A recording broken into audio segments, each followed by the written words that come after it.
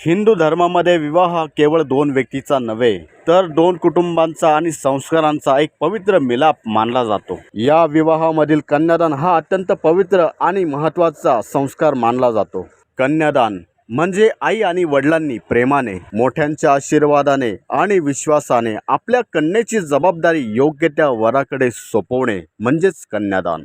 धर्मशास्त्रामध्ये कन्यादानाला महादान म्हटले गेलेले आहे, कारण आपले आई आणि वडील आपल्या आयुष्यातील सर्वात प्रिय व्यक्तीला तिच्या सुखी आणि समृद्ध धर्ममय जीवनासाठी नवीन कुटुंबामध्ये पाठवतात। हे दान म्हणजे कोणत्याही वस्तूचे नसून प्रेम, संस्कार, विश्वास, जबाबदारी याचे प्रतीक आहे। असे मानले जाते की श्रद्धेने आणि योग्य त्या विधीने आणि निस्वार्थ भावनेने केलेले कन्यादान अत्यंत पुण्यदायी असते। अनेक धार्मिक ग्रंथांमध्ये याला श्रेष्ठ दानापैकी एक मानलेले आहे। मात्र याचा अर्थ इतर दानांपेक्षा ते सर्व परिस्थितीत अधिकच श्रेष्ठ आहे असा निश्चितच धार्मिक नियम नाही। त्याचे महत्त्व श्रद्धा, धर्मपालन आणि कर्तव्य भावनेतच आहे। आजच्या काळामध्ये कन्यादानाचा खरा अर्थ मुलींचा सन्मान, तिच्या इच्छेचा आदर, समानता आणि तिच्या उज्ज्वल भविष्यासाठी दिलेला आशीर्वाद असा समजला जातो। कन्यादान म्हणजे केवळ ही परंपरा नसून प्रेम, त्याग, विश्वास आणि सहकुटुंबाच्या शुभेच्छाचे पवित्र सार आहे। नमस्कार मित्रांनो, माझं नाव आहे किरण सूर्यवंशी। जर तुम्ही माझ्या चॅनलवरती नवीन असाल तर माझ्या चॅनलला सबस्क्राईब नक्कीच करा